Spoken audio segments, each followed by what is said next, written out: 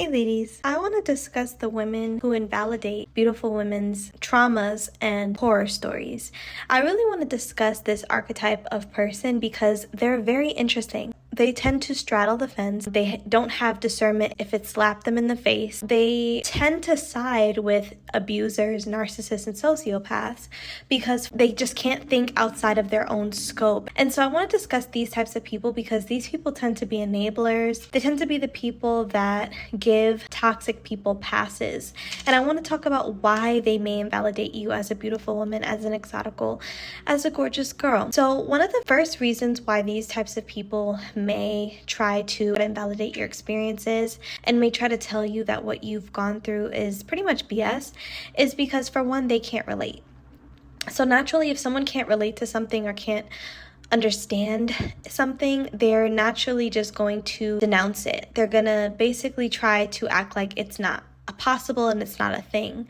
And the reason why they do this is because they can't wrap their brain around someone like you going through something that traumatic. Unfortunately, the world is very, very shallow in the sense that they believe that beauty answers all problems. Beauty is the answer to all your issues, all your problems. It's almost like your beauty is supposed to be a shield to people's bullshit and you just are never going to go through anything in life. And that is so far from the truth. I think beautiful women go through some of the nastiest, most horrific spiritual warfare that you can think of because they have something that people want. And God forbid you're a triple threat, like I talk about on this channel. God forbid you're a triple threat. That makes you even more of a target. And so these types of people don't think, hey, maybe this person has gone through all they've gone through because they are actually drop dead gorgeous and they have a lot that comes with them when it comes to their personality, their character, the light that they walk with, their anointing, maybe they're chosen. These people don't think these things. They just think, oh, you're beautiful, you shouldn't be complaining, you shouldn't have a problem with how people treat you because it comes with the territory. And while that may be true in some instances, it doesn't sit well with me when people try to brush off beautiful women's experiences and chalk it up to, oh, well, they're just jealous of you, get over it. Have you ever been jealous of someone before? My own toxic mother pulled that line on me one time when I was telling her about my best friend at the time who I had a falling out with. And I came to her and told her, hey, me and this girl stopped talking because I noticed she's comparing herself to me. Every time I go do something, she goes behind me and does the same thing. It feels competitive. I think she's jealous of me. My mom had the nerve, and if you guys have been rocking with me, you know that my mom is a narcissist. I talk about that very often. Do you know that my mother had the nerve to tell me, so what if she's jealous of you? Haven't you ever been jealous of someone before? Being jealous is normal. And I just remember thinking to myself, no, the fuck it's not. And again, this is just another instance of when my own mother steered me in the wrong direction with her horrible advice because she was toxic, envious, and jealous of me, her damn self. So of course she wasn't going to be able to give her daughter healthy advice on how to deal with an envious friend. So immediately something in my spirit knew not to take my mother's advice because I knew that it was wrong for this friend that I had had for 8 years to be treating me like that and to be doing that to me. And so I have a serious issue with people who deny beautiful women's experiences simply off the fact that they're beautiful. We see this happen a lot with the Me Too movement as well. I think a lot of people try to downplay women coming out and sharing their experiences that they've had with a lot of these men in the media and a lot of these men who are artists and millionaires and athletes and things like that. And they're like, oh, you're beautiful, girl. You knew what you were getting yourself into when you got with him. While that could all be true, are we just going to deny and just completely ignore this woman speaking on her abuse story? Why is everyone so quick to dismiss the beautiful girl story just because of how she looks? I really hate that. It plays into the schemes and the plot of the toxic, narcissistic, sociopathic people involved. Those people don't have to lift a finger because the enabling people, the people who straddle the fence, the people who are quick to invalidate, they don't ask any questions beyond what they see on the surface. And that's why so many things go flying under the radar when it comes to getting justice, when it comes to finding out the truth about things. Because these people who like to hump the fence, who love to invalidate beautiful women because they themselves may be threatened by you, will be quick to do the toxic person's bidding by simply invalidating you without doing any digging, without asking you any questions, without trying to seek a deeper understanding of situations, without holding the toxic person accountable. That's the thing. They do their bidding without them having to lift a finger. How atrocious, how disgusting, how deplorable. I also noticed the reason why they invalidate you is because they struggle with discernment and intuition. Have you ever met someone who, like, you could tell them something that happened and they're just like, no, there's no way. I can't even, I don't believe it. No way. That's impossible. Why are you so damn gullible and naive and green? Either you just want to disagree with me, or you are really, really, really, really behind in understanding how the world works and how people work, which is frightening.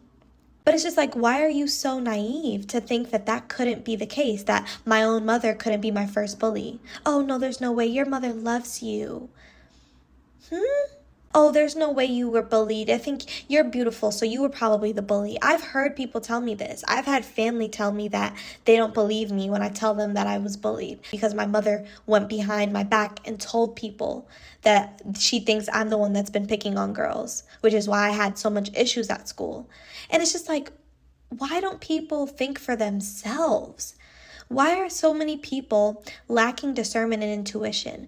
Even at the age that I'm at, if a child were to come to me and explain to me what they've been going through, because I have discernment and intuition and because I have life experience under my belt, I could discern whether that child is telling the truth or not because I know how people are, because I pick up on social cues. I notice how people move.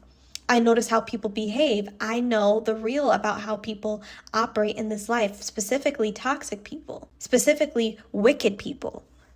So looking back, it's like, how could the adults in my life have been so stupid and naive to believe my word, my cries for help over narcissistic mother?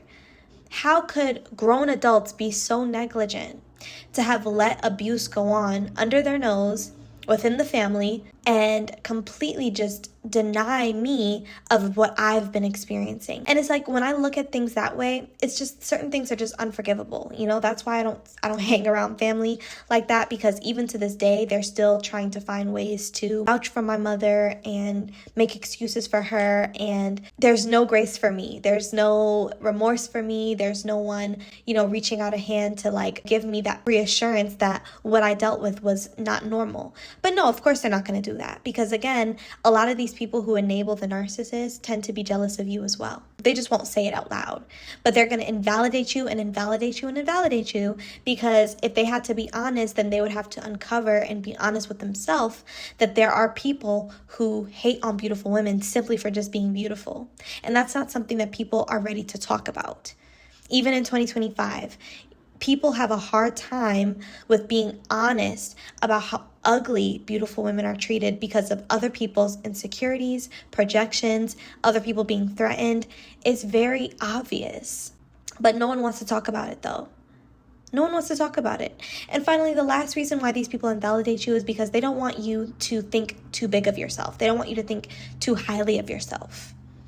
If they were to validate your experiences and say, you know what?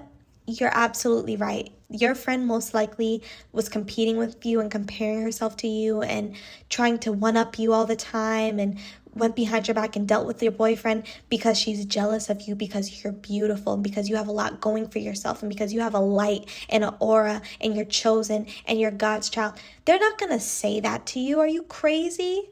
But that's what I'm here for. And that's why you need to like and subscribe so this video can get pushed out to more beautiful exoticals like yourself who can use this information and who need to hear these words, because too many of us have gone through our lives, our early childhood and our early adult lives being invalidated by people because they just didn't want us to wake up to who we were. They didn't want to have to tell us. They didn't have the stomach to face us and tell us, you know what, people are that shallow and that weak that they would hate on you simply because of how you look. They could never give you that power by saying that, by validating you in that way.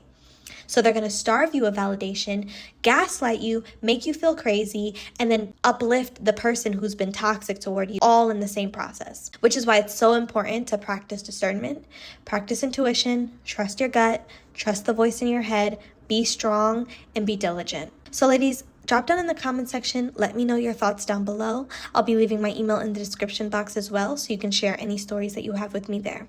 Have a lovely day, ladies.